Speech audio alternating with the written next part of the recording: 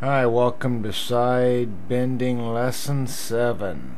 We'll be showing you how to bend some sides. Now, when you bend some sides, don't be afraid to put some heat to the sides. Here's a side bending machine, and notice how the block that comes down to bend the sides is shaped the same size. Traced it off of it, so glued plywood sheets together, and there goes a close-up of it and an idea of how it works. By looking at that really well, you should be able to get a good idea.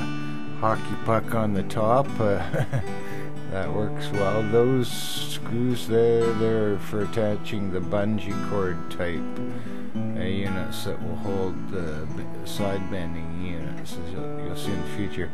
Here's your book match sides. Out means it's going to be the outside of the guitar, and the arrow down means that's your flat side.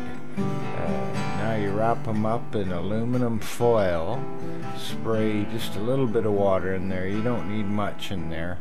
Then basically you want to put a piece of tape to mark where you're going to want it to be on the sides, so when you bend it you're going to have even sides. Okay, there's the heat blanket then put on, and give you an idea.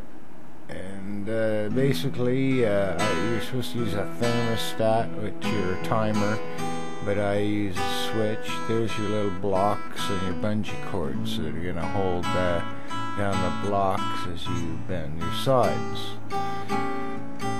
Basically, bungee cord in place. You can see how they both start to look. You turn on your, check your, make sure a mark is there. Get ready to turn on your heat. Start applying heat to it, probably count 80 seconds. There's an end looking picture, another end looking picture. We'll show some more in between stuff, but that gives you an idea of how they're going to be stretched out. Now here's the lesson itself. Basically it's been heated up for 2 times of 60 seconds apiece. Checking to make sure the mark's on the spot.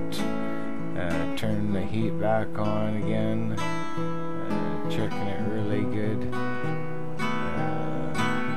You should have a timer, like I say, because it's easy to get a fire started with a switch like I've got. See how it's just bending like butter because of the heat. Really makes the sides want to bend. Now that I've got the one side bent, I can start cranking down the center because it's being held down the front side. See how it's fitting right in there, just a beautiful fit. Took my time making this tool. And then there's the back sides all done too. So if you notice, it's taken a really close copy of my jig itself. That's all, folks.